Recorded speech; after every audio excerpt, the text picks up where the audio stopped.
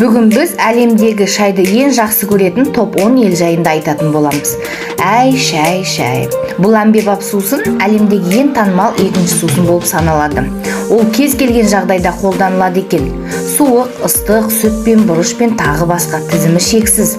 Әрине, шайдың барлық түрлерін және оны әлемде қалай қолданылатын тізіп шығудың өзі уақытты алады. Шай негізінен тропиктік немесе субтропиктік климатта өсірілетініне қарамастан, ол көптеген елдерде 16 ғасырдан бері тұтынылады. Бізге сонша қуаныш сыйлайтын бұл сиқырлы шай жапырақтары қандай? Шай тек сусын ғана емес, оны пайдалану әлеуметтік және мәдени мәнге ие болды.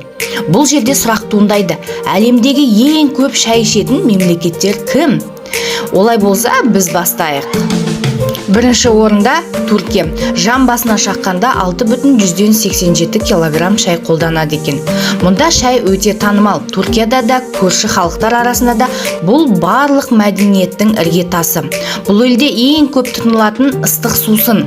Ол қымбат және салыстырмалы түрде сирек қолданылатын кофеге балама ретінде ұсынылады. Түріктер сусынды қайнатылған шайдың түсін көруге мүмкіндік беретін шағын шыны шынаяққа құяды. Түрік қара шайы барлық жергілікті тұрғындар үшін дәстүрлі сусын болып табылады. Таңғы асқа шайды сүтсіз береді. Екінші орында Марокко. Жан басына шаққанда 4,37 килограмм жұмсайды. Солтүстік Африканың осы еліндегі ең танымал шайлардың бірі Магриб деп аталатын жалбыз шайы. Қосымша дәм қосу үшін жаңа жалбыз және темекі жапырақтары қосылған ыстық күйінде беріледі. Ол әдетте тамақпен бірге беріледі және дәстүрлі түрде алдыменен отағасына ер адамға беріледі. Туризм солтүстік жағалауында танымал болғандықтан, елдің солтүстігіндегі шайлар оңтүстікке қарағанда тәттірек болады. Жасыл шай Марокконың кейбір бөліктерінде де өте танымал.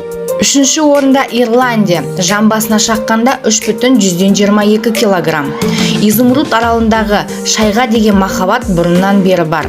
Ирландиядағы шай қоспаларының көпшілігі қара шайдан тұрады.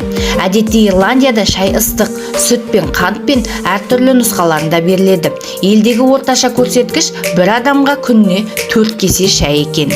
Төртінші орында Мавритания. Жан басына шаққанда 3,22 килограмм. Біздің тізімдегі екінші африкалық ел Мавритания. Бұл әлемде халық африкалық батыс жағалауында тұрады. Ал Мавр халқы үшін шай рәсімі салтанатты оқиға болып табылады. Олар күніне 1 рет шай ішеді. Шай 3 рет беріледі. Көк шай, қант және жалбыз жапырақтарынан тұрады. Бірақ рагва деп аталатын ерекше түрдегі шай ерекше беріледі. Бірінші рет шай ащы болады, одан кейінгі тәтті болып шығады, онан кейінгі сусыны орташа қалыпта. Сусынды тым ащы деп санайтындар үшін тәтті сүт қосуға болады. Шай Мавританияда тамақтан кейін және әрқашан қонақтардың ортасында беріледі. Бесінші орында Ұлыбритания. Жан басына шаққанда 2,74 килограмм. Ұлыбританияда біздің бестікке кірді. Британдықтар күндіз шай ішеді. Шай таңғы асқа ең танымал сусындардың бірі. Ұлыбританияда шай әдетте қара, кейде лимонмен ішіледі. Ол сүт және немесе қантпен бірге беріледі. Алғашында шай ішу рәсіммен Британия империясының өзінің күш қуатының шыңына жеткен 18 ғасырда қолданыла бастады. Әлеуметтік мәдениетке енгізгеннен кейін қоғамдық элитасына айналған шайдың қатарына енді. Алтыншы орында Сейшел аралдары. Жан басына шаққанда 2,8 килограммды құрайды. Сейшел аралдары Африканың солтүстік шығыс жағалауында орналасқан. 150-ден астам аралда тұратын әдемі ел. Әр тұрғыны шайдың көптеген басқа елдерге қарағанда әлде қайда көп ішеді. Ыстық климаты бар өз шайларын өсіреді.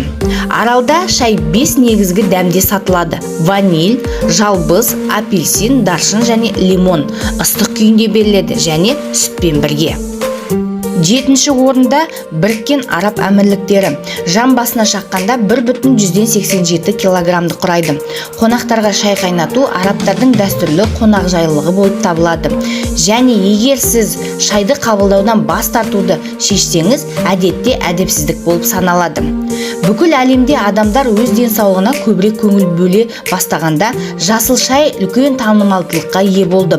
Бұл денсаулыққа пайдасы мен емдік әсеріне танымал сусындардың бірі. Шай тұтыну болашақта әлі де жалғасады. Сондықтан Біріккен Араб Әмірлігінде шай ішу дәстүрі үнемі өсіп келеді. 8-ші орында Кувейт. Жан басына шаққанда 1,161 килограммды құрайды. Көрші Катар сияқты Кувейтте арабтардың қонақжайлылық мәдениетімен танымал. Сондықтан Кувейттің алғашқы ондыққа кіруі таңғаларлық емес. Өйткені шай мен қонақжайлылық қатар жүреді ғой. Кувейт мәдениетінің конвенциясы, егер сіз үй иесінен бір шыны шай ішуден бас тартсаңыз, бұл үй иесін қорлау болып саналады. Кувейтте шай әдетте ыстық, жаңғақтар немесе тәттілермен бірге беріледі. Кувейт шайы әдетте қара түсті, бірақ оның дәмі кейде өзгереді. Жалбыз және лимон ең танымал қоспалардың бірі. 9-ші орында Катар. Жан басына шаққанда 1,160 килограммды құрайды. Катар тұрғындары көшпелілер сияқты мінсіз араб әдептерімен танымал. Және бұл таңғаларлық емес. Егер сіз таяу шығыстағы елге баруды шешсеңіз, онда сізге бір кесе қарақ ұсынылады. Бұл Катардағы ең ерекше шай. Оның жапырақтары қызмет ету алдында қайнатылады. Сондықтан ол хош иіс шығарады. Олар оны сүтпен ішеді. Катар сонымен қатар шай дүкендерінің желісінің отаны болып табылады. Олар бүкіл ел бойынша филиалдары бар, шай уақыты деп аталады. Мұнда Катар мәдениетінің танымал түрлі шайларының дәмін татуға болады. 10-дыққа да келіп жеттік. 10-шы орында Қазақстан. Жан басына шаққанда 1,154 килограммды құрайды. Үздік 10-дықтың соңында Қазақстан тұр. Қазақтың әдет ғұрпы бойынша күн сайын шай ішеді. Күніне 4 кеседен артық шай ішетіндердің қатары 50% екен. Қазақстанда шайды жақсы көретін көптеген елдердің бірі болып табылады.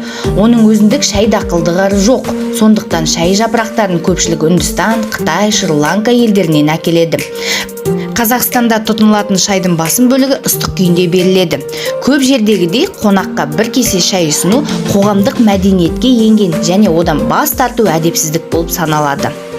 Видео ұнаса, лайк басып, комментарий жазып, қолдап кетсеңіздер болады.